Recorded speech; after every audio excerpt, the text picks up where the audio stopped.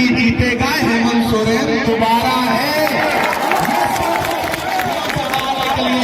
ये जो डराने वाले, खरीदने वाले, बांटने वाले, ये सब जो करने आए ना, इनके किसी झांसे में नहीं आना है। नहीं आइएगा ना कि जख्म पर जख्म खा के निकले हैं हम, अगर मुस्कुरा के निकले हैं। पार्लियामेंट में इतना लड़ रहे थे आपके मुद्दे पे, 146 सांसद सस्पेंड कर दिए गए। मैं बाहर निकला, मीडिया के साथियों ने कहा इमरान साहब सस्पेंड हो गए। हमने कहा इस दौर में अगर सस्पेंड ना होंगे तो ऐसा लगेगा कि हमारा नाम बुजदिलों में शुमार किया जा रहा है। सस्पेंड होने के बाद निकले बहादुरों में नाम लिखा जाएगा, मुझे फख्र है। उन्होंने कहा शायरी की जबान में बताइए, मैंने नज्म पढ़ी कि जख्म पर जख्म खा के निकले हैं हम, अगर मुस्कुरा के निकले हैं। अब तैयार है ना, अगली 2 लाइन पे कोई भी हाथ खामोश नहीं रहेगा कि जख्म पर जख्म खा के निकले हैं हम, अगर मुस्कुरा के निकले हैं। सर झुकाने का हुक्म जब आया और भी सर उठा, सर उठा के निकले हैं और भी सर उठा के निकले हैं। और जो कह के जा रहा हूं आने वाले दिन देखना इनकलाब आएगा। और अगली जो 2 लाइन है ना, उसमें से छतों पर, टीन के नीचे, इस तरफ जहां भी जो लोग खड़े हैं, सच में आपकी तालियों का शोर दिल्ली तक जाना चाहिए, आसमान तक आपकी तालियों का शोर जाना चाहिए। इमरान को बोलने जा रहा कि हर सितम का जवाब आएगा, देखना इनकलाब आएगा। अच्छे दिन का किए थे जो वादा, अच्छे दिन का किए थे जो वादा, उनका दिन भी खराब आएगा।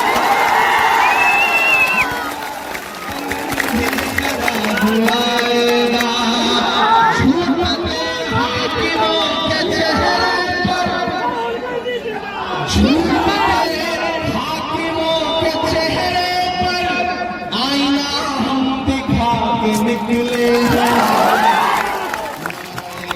लगा के निकले हैं। आजकल अपने आसपास वाले नेताओं का चेहरा देख रहे, असम से, यहाँ से अजीब सी बेचैनी है चेहरे।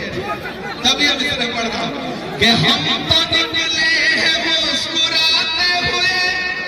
देखिए कितनी सहजता है, दीपिका जी हंस रही है, मैं हंस रहा हूं।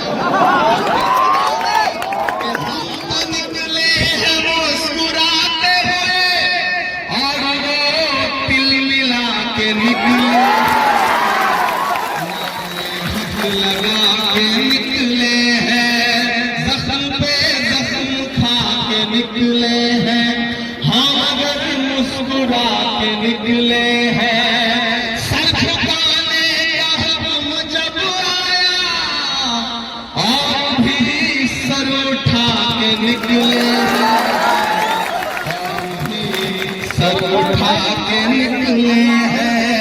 ये झूठ को नापसंद करते हैं, हाकिमे वक्त से अदावत है, हाकिमे वक्त से अदावत है, वो हमें कम पसंद करते हैं, कम पसंद करते हैं। इन अंधेरी सियाह रातों में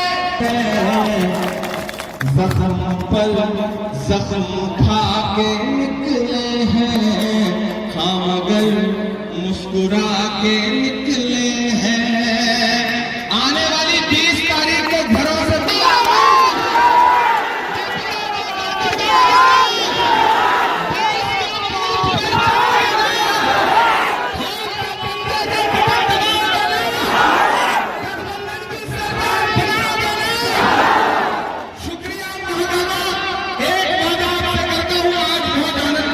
जल्दी में आया, क्योंकि जाके अभी 2 सभाएं और 2 सभाएं और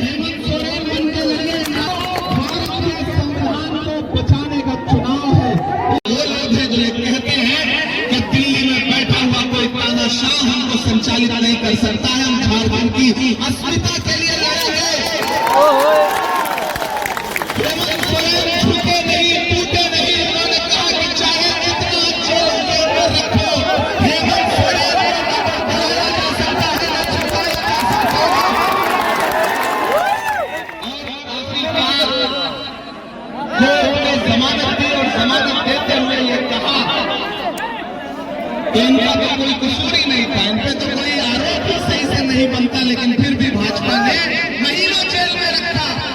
सोचिए ये भाजपा वाले जब मुख्यमंत्रियों के साथ ऐसा व्यवहार करते हैं तो अगर ये सत्ता में आएंगे तो आम आदमी के साथ कैसा व्यवहार करेंगे। महान बादशाह सिकंदर ने यूनान फतेह किया। यूनान जीतने के बाद वो जीत का जश्न मनाने के लिए शहर की सड़कों पर निकला तो उसने देखा कि पूरा शहर जीत का जश्न मना रहा है, लेकिन सड़क के किनारे फकीर सो रहा था।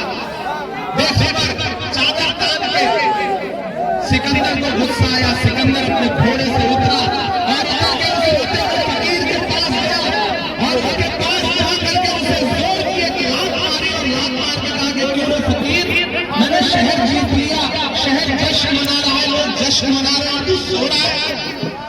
तो उस फकीर की बात सुनना और उस फकीर की बात का जवाब पर आपकी तालियां उठे। उस फकीर ने सिकंदर की तरफ नींदी आंखों से देखा और देखते कहा कि शहर फतेह करना बादशाहों का काम है, लेकिन लात मारना गधे का काम है। भाजपा वाले जो नफरत की खेती यहां पर करना चाहते हैं, महागामा वालों इसको कामयाब नहीं होने देना है। वो असम से चीफ मिनिस्टर साहब आए हैं, हिमंत विश्व शर्मा, उनके पास कोई एजेंडा नहीं है। आपके यहाँ एक नेताजी रहते हैं, आपके सांसद के पास कोई एजेंडा नहीं है। मैं तीनों झारखंड में नक्शा लेकर के मैं जहां भी जा रहा हूं नक्शा लेकर के जा रहा हूं। ये जो आकर के आपके बीच में कह रहे हैं घुसपैठिया, मैं तो यहाँ के सांसद से भी कहूंगा और असम के मुख्यमंत्री से भी कहूंगा कि मेरे हाथ में जो भारत का नक्शा है इसमें आइए है झारखंड।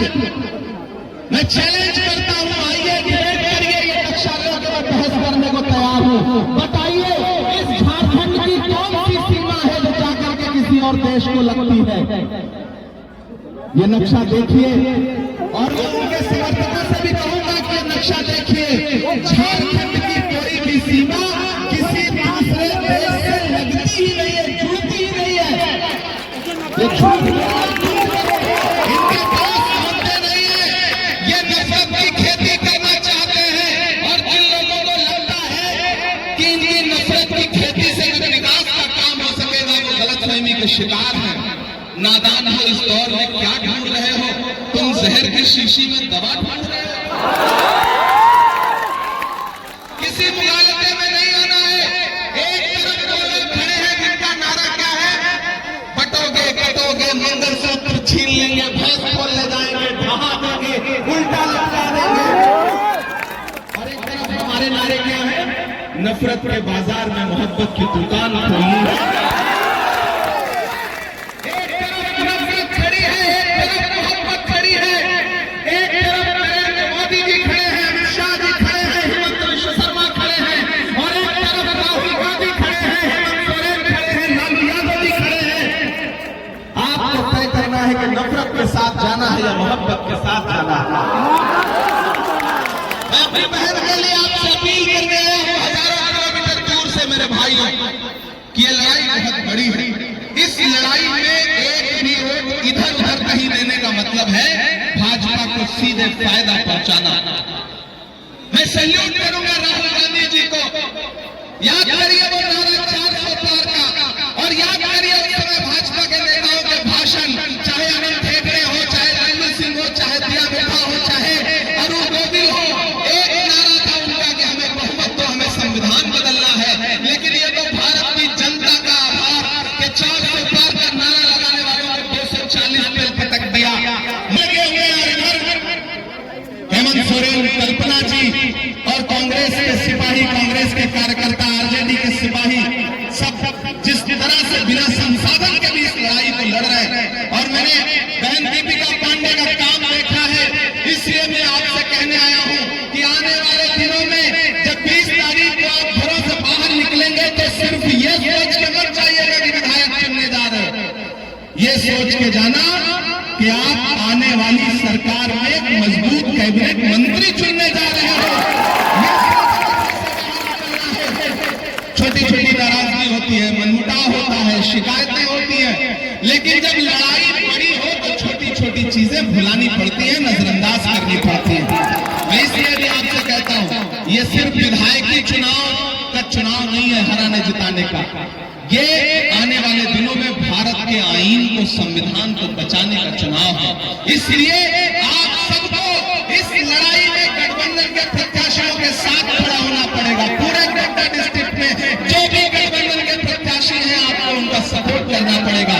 मैं आपसे अपील करता हूं मेरे भाई, इस चुनाव में मैंने कहा ना, मैं बहुत दूर से आया हूं, नया पाने की चाहत में पुराना छूट जाता है, तुझे अपनाऊं तो मुझसे जमाना रूठ जाता है। मोहब्बत पढ़ने लिखने में बहुत आसान है, लेकिन मोहब्बत को निभाने में पसीना छूट जाता है।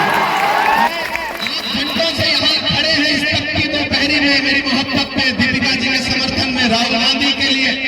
मैं तो सियासत की दुनिया का आदमी नहीं था, खुदा ने मुझे शायरी लिखने, कहने, पढ़ने की सलाहियत दी, तो मेरा खुदा गवाह है कि मैंने उस शायरी का इस्तेमाल महबूबा के ज़ुल्फ़ और आंचल पे नज़्में पढ़ने के लिए नहीं किया।